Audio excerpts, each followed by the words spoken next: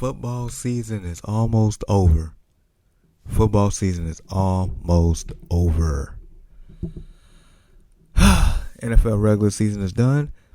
And last night, Georgia came through and did Georgia-like things and destroyed TCU in the national championship game.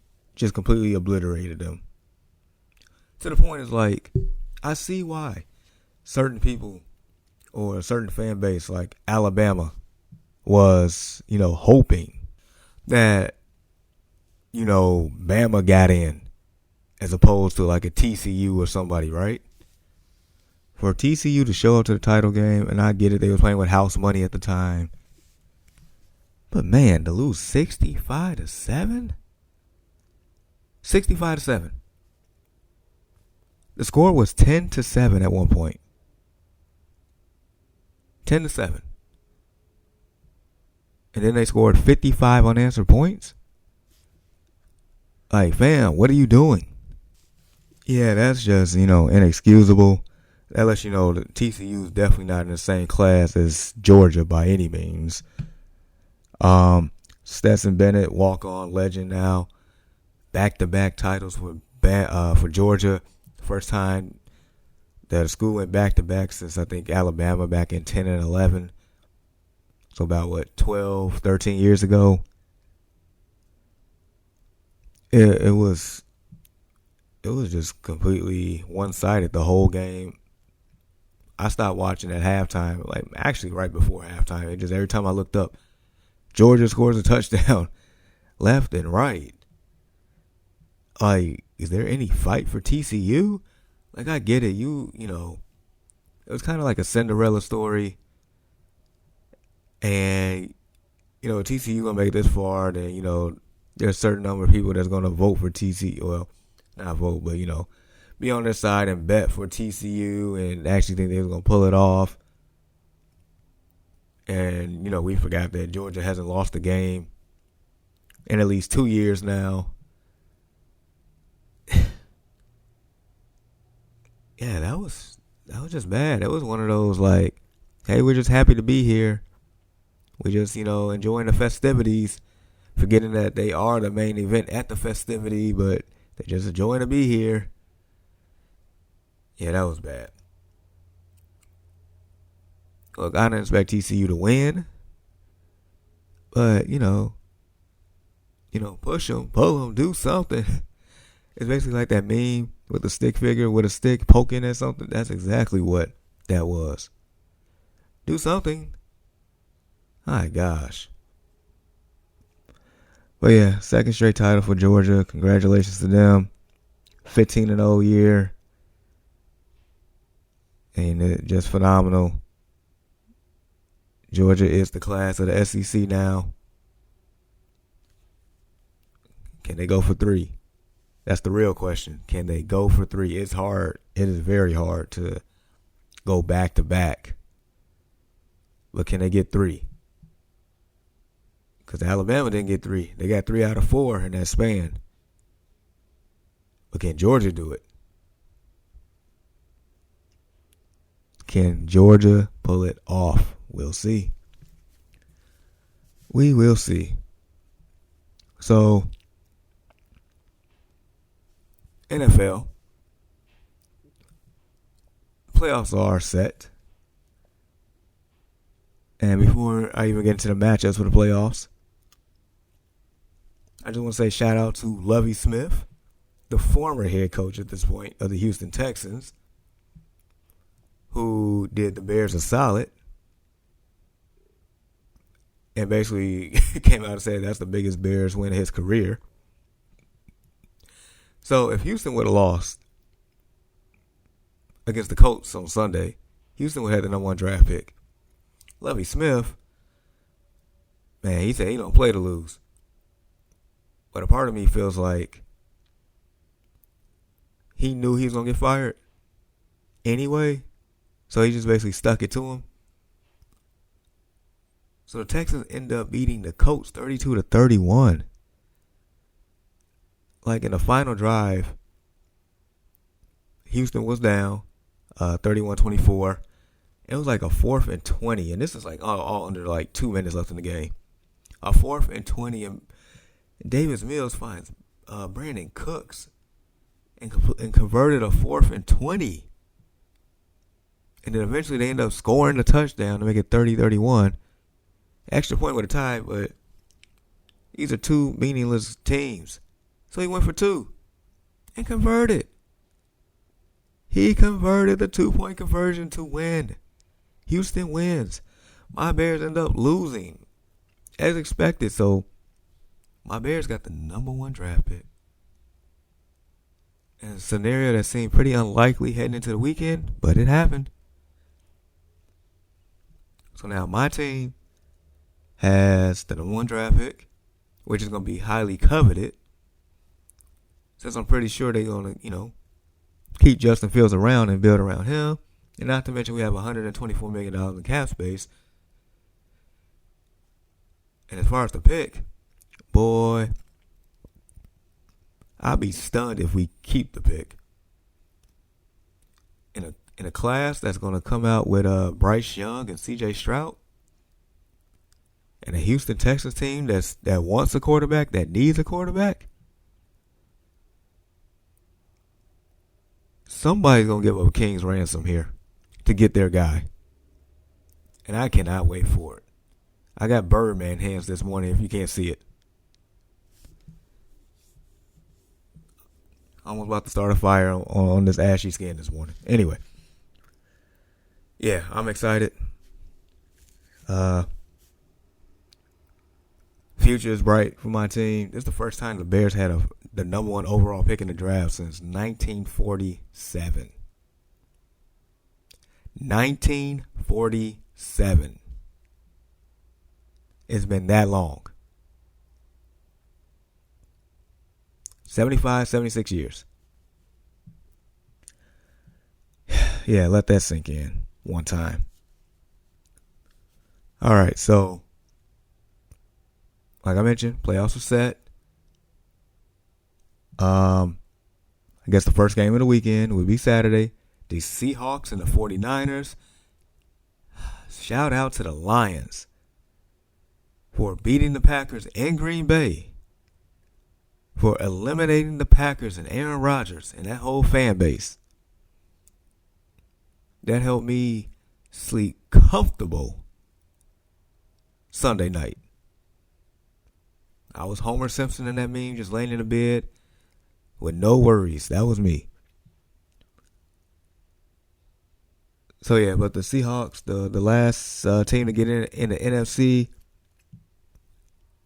this is the third matchup this season.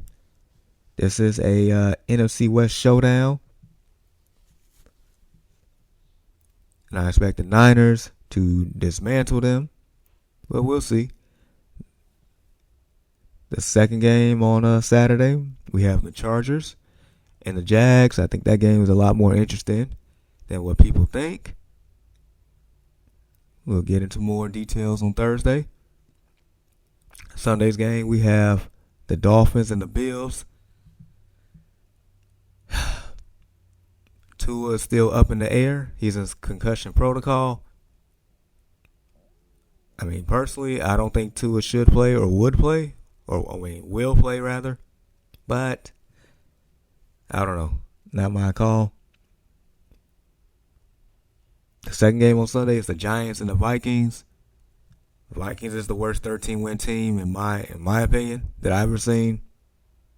So that game could be interesting.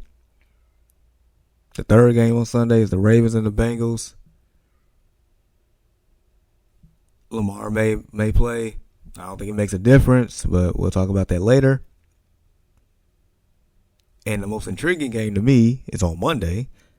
The Cowboys take their talents to Tampa to play Tom Brady and the Bucks. That one right there is very interesting to me. Very.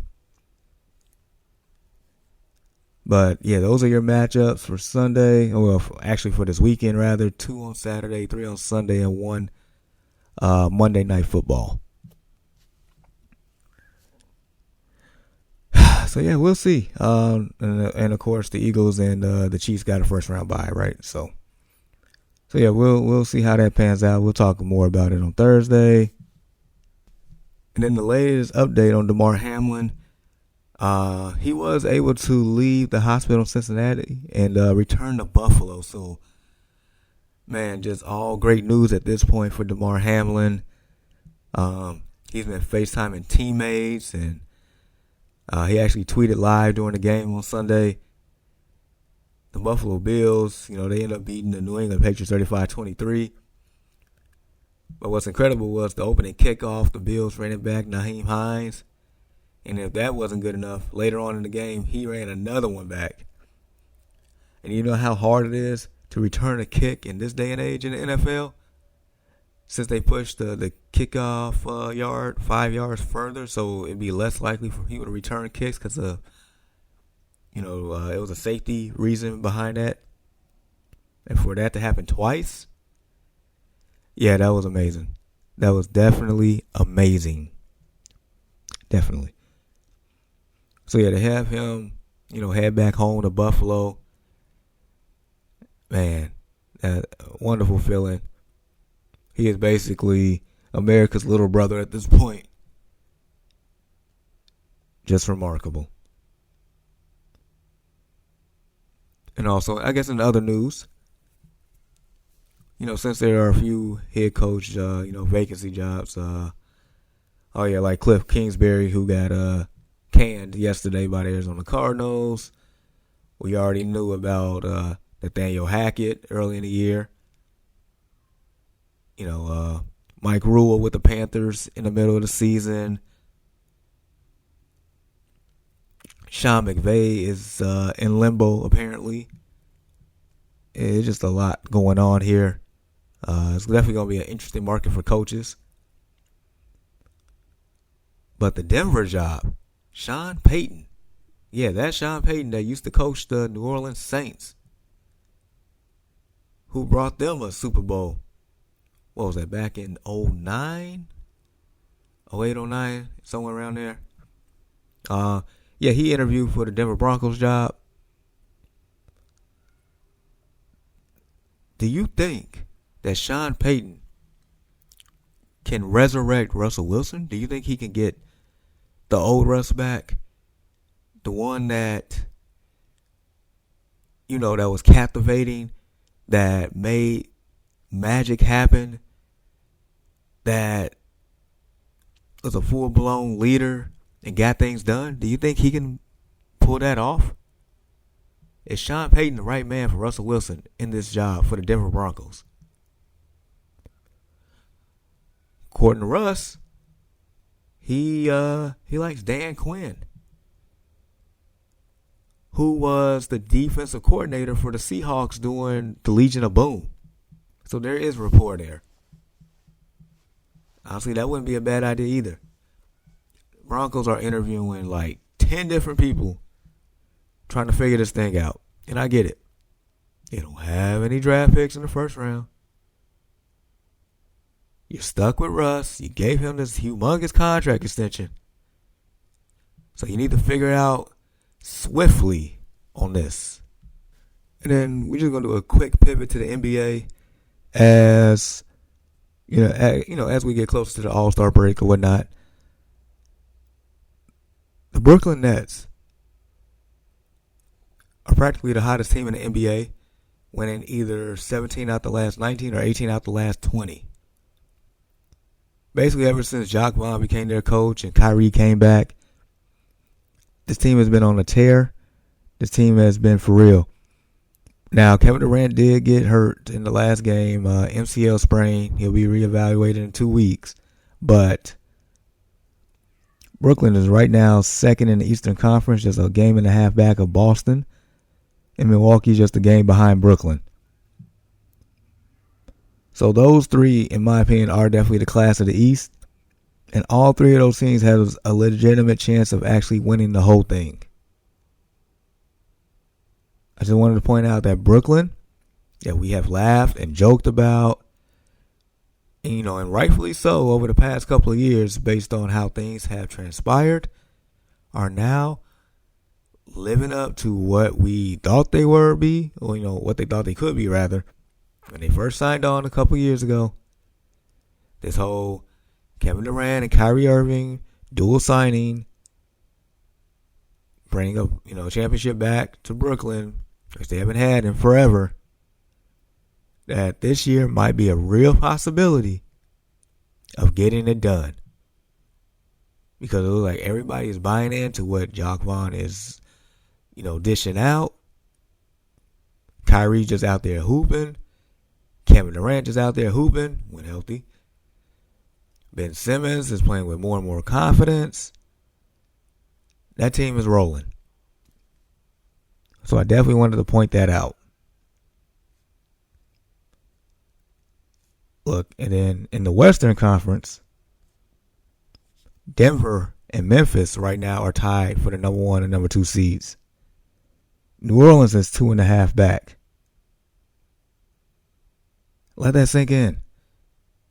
So at this point, Nikola Jokic, the Joker, is probably in line for a 3rd straight MVP if the season ended today. You basically halfway through the year. And Jokic is on pace for MVP yet again. Memphis being right there, won 7 straight games. They let no people they're for real. New Orleans record would probably be better, but Zion is out right now again. I think he'll be back in another 2 weeks or so, supposedly. Pleasant surprise has been the Sacramento Kings. They're 21-18, 5th in the West. Like the beam, that's their hashtag.